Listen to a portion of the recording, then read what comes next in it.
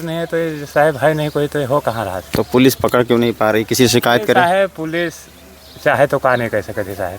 Police चाहे तो क्या नहीं कर सकती है। ठीक, जब पुलिस चाहेगी तब तो।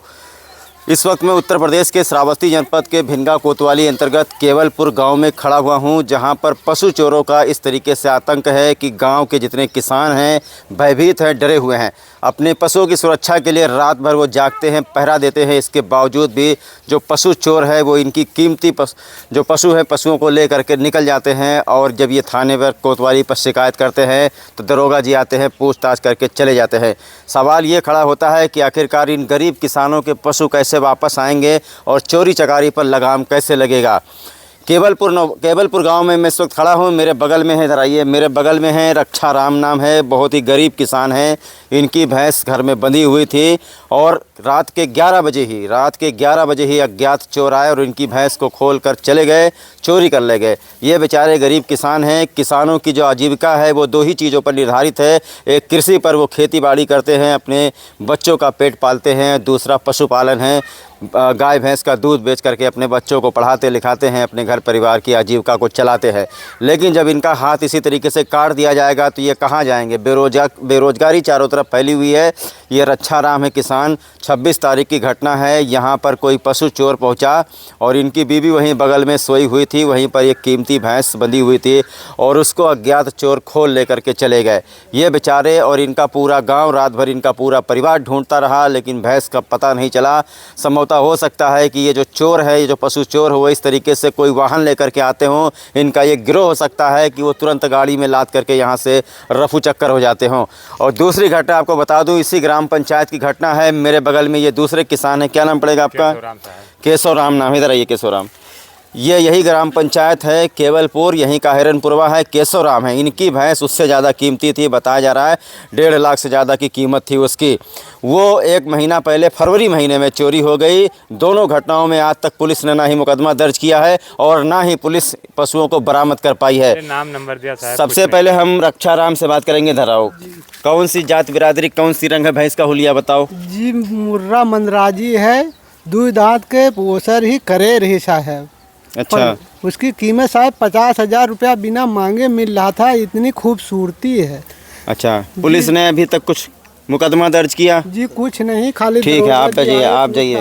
आपका नाम क्या है? केशव राम साहब। केशव राम, बताओ आपके साथ क्या हुआ था? जी हमारे साथ यही हुआ था साहब जो इनके साथ हुआ है। हमारी भी भैंस खोल गई थी। क्या थाना पुलिस की तरफ से कार्रवाई हुई? अरे साहब कुछ नहीं हुआ। अभी आप कह रहे थे पुलिस चाहे तो कुछ भी कर साहब चाहे तो कहा नहीं कह सकते थे। नाम नंबर दिया, कुछ नहीं हुआ। बोल रहे हैं कि हो रहा है 2 महीना तक हो गया है। तो साथियों, इससे पहले जो हिरनपुरवा में घटना हुई, शायद उसी वजह से चोरों का मनोबल बढ़ा है और यही कारण है कि पास के ही गांव में एक दूसरी घटना चोरों ने कारित कर दी है। ये गरीब किसान श्रावस्ती पुलिस अधीक्षक राहुल भाटी से इंसाफ की गुहार लगा रहे हैं कि कम से कम यहाँ के जो हल्का दरोगा हैं, जो यहाँ के कोतवाल हैं, कम से कम उनको ये देखना चाहिए। एक गरीब किसान की भैंस चोरी हो जाती है जिसकी कीमत एक मोटरसाइकिल के बराबर है। इसी जगह पर अगर किसी की साइकिल, मोटरसाइकिल चोरी हो जाती तो यही पुलिस वाले दौड़े दौड़े घूमते हैं। तो साथियों, इस वक्त मैं भिनगा कोतवाली के केवलपुर गांव में खड़ा हुआ हूं। मेरे पीछे आप देख सकते हैं, यहां पर 2 दर्जन से ज़्यादा किसान हैं, महिलाएं हैं, बच्चे हैं। इनकी आजीविका खाली पशुपालन से चलती है। इनके आगे सवाल ये खड़ा हो गया है कि ये कह रहे हैं कि हमारे पशुओं की सुरक्षा आखिरकार कौन करेगा। 2 महीने के अंदर अंदर 3 मवेशी यहाँ से चोरी हो जाते हैं। पुलिस अभी तक उनका पता नहीं लगा पाती है। ये सारे किसान मेरे पीछे आप देख सकते हैं, ये गारंटी चाहते हैं श्रावस्ती पुलिस अधीक्षक राहुल भाटी से कि वो गारंटी दे दें कि इनके पशुओं की कीमत करीब आपको बता दें 70,000 80,000 रुपये है और एकमात्र जीने का सहारा है। इनका ही दूध बेच करके ये लोग अपने घर का पालन पोषण करते हैं। अगर इसी तरीके से हर महीने में एक गाय भैंस चोरी होती रहेगी तो आखिरकार ये लोग अपनी आजीविका कैसे चलाएंगे। योगी की सरकार में चोर उचक्कों के हौसले इस तरीके से बुलंद हैं कि पलक झपकते ही 1 घंटा नहीं लगता है और यहाँ से एक मवेशी चोरी हो जाता है और देखते देखते वो यहाँ से गायब हो जाता है। जो पुलिस वाले हैं वो आकर के यहाँ पर सिर्फ जांच पड़ताल करके पूछताछ करके चले जाते हैं। 2 महीने में 3 मवेशी यहाँ से चोरी चोरी हो गए, आखिरकार श्रावस्ती पुलिस उनको बरामद क्यों नहीं कर पाई है, सबसे बड़ा सवाल ये खड़ा होता है। राहुल भाटी जो हमारे यहाँ के श्रावस्ती पुलिस अधीक्षक हैं, उन्होंने थाना अध्यक्ष को निर्देश दिया हुआ है, जो भी बीट दरोगा है, हल्का दरोगा है, कि अपने क्षेत्र में रह करके आसपास के लोगों से समन्वय बनवाइए, अपने मुखबिर को तैनात कीजिए जो आपको इन्फॉर्मेशन देते हैं इन्फॉर्मर। लेकिन क्या पुलिस का यही समन्वय है कि आज यहाँ गाँव का एक भी व्यक्ति यहाँ के दरोगा को नहीं पहचानता है, तो पुलिस आखिरकार कैसे अपना मुखबिर तंत्र यहाँ पर एक्टिव करेगी? क्या इसी तरीके से पशुओं की चोरी श्रावस्ती में होती रहेगी? अभी आपने देखा 3 महीने पहले का कांड है, गरीब बेचारी विधवा महिला जिसके ना पति है ना उसका बच्चा है, सिसवारा में उसका भैंस चोरी हो गया, जो खबर बहुत बुरी तरीके से वायरल हुई थी। तब का करवे, हमरे वो नहीं और हमारे धन माया कुछ नहीं है। तो रात भर इधर चोर घूमते रहते हैं क्या? तब रात के 11 बजे आए जाते हैं।